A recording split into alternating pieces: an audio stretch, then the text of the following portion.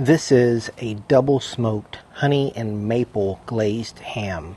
I'm Johnny, you're watching A View to a Grill, and I'm going to start by showing you the setup I used on the Weber kettle for more lid headroom. So if you take a look, I have two paver stones on the bottom grate. On top of that, I have this USA baking pan and grid. And as you can see here, that's going to give me about 1.5 inches more headroom so that I can close the lid to avoid this from happening. The charcoal I'll be using today is this Thon charcoal that has a blend of juniper, oak, and pecan shells. Real curious on what this is going to smell like. I'm sure it's going to be amazing. When I set up the charcoal, I want to create this little line along the grates, and that's going to help contain the lit charcoal. Adjacent to the lit charcoal is a pile of charcoal which will slowly catch on fire throughout the cook. And then right on top of that, I'll place one chunk of oak.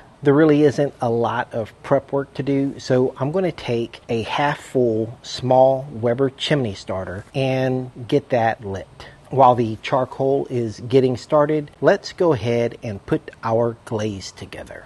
For the glaze, I'm going to use the juice of 1 lemon, a half a stick of unsalted butter, a half a cup of brown sugar, a half a cup of honey, a half a cup of maple syrup, 2 tablespoons of soy sauce, a 2-finger pinch of kosher salt. To add a little heat, red pepper flakes. I got all that in my cast iron pot and then just placed it on my Golden's cast iron Kamado to get all of those ingredients together. While that's coming together, let's take a look at our ham, which is just a Kroger brand ham. So we got this out of the bag and it already looks pretty dark, so we're going to have to watch the color on this particular ham. Now, I already find that when you buy a ham like this, it's already plenty salty. But if you want to add your favorite rub, you would do it right now. I do not typically add any rub to my ham. All the additional flavor is going to come from the smoke, the glaze, and the caramelization of that glaze. Today I'm going to be using the ThermoWorks RX thermometer to monitor my cook.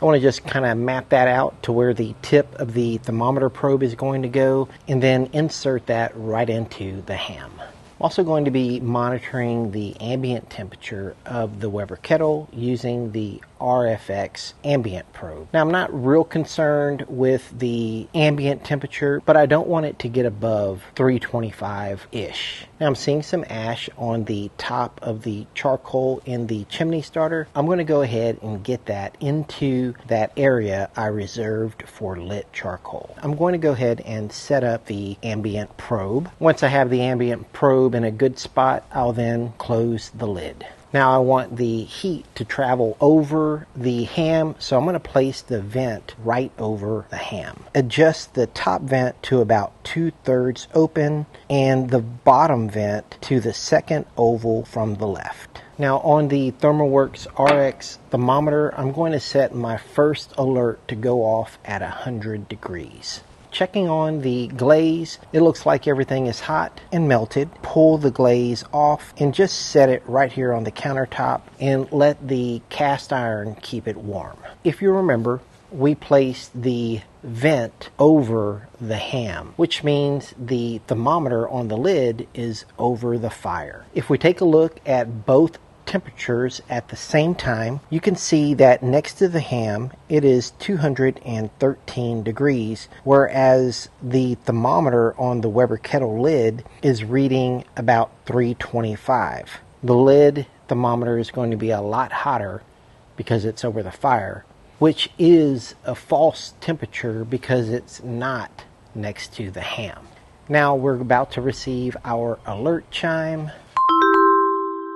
And now it's time to check on our ham. So here it is, looking good. And we're going to go ahead and spin it around to let the other side get some of that direct heat. One thing I noticed was I plugged that thermometer through the cap of that ham. So I'm going to adjust my thermometer.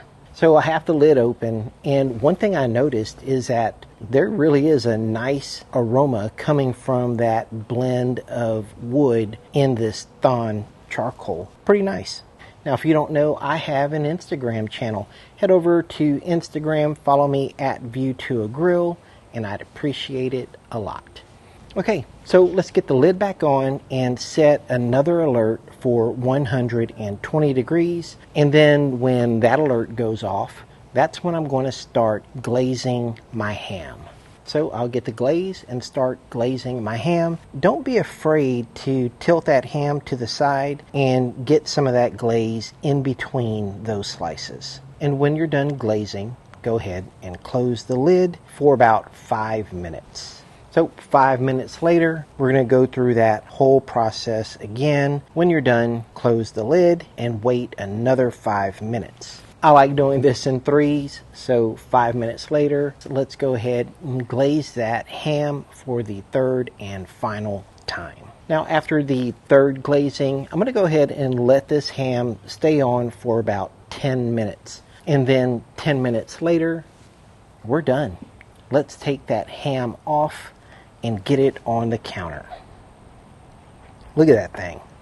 Beautiful. And then here's a good look at it from another angle. You can see that all the edges are caramelized, but the interior is looking fantastic. Now, the final temperature of that ham was between 135 and 140.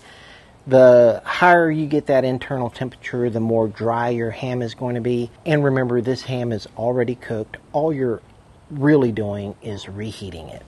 Here's a close-up of one of the slices, and man, that glaze just turns these hams into something else.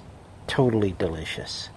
Now, for me, the best part are these end pieces. These little dried out caramelized pieces taste so good. It's the secret best tasting part of this ham. Now, if you haven't already subscribed to View to a Grill, do it right now. You're going to love yourself in the morning. Thank you for watching a View to a Grill. I'll see you guys next time. Take care, y'all.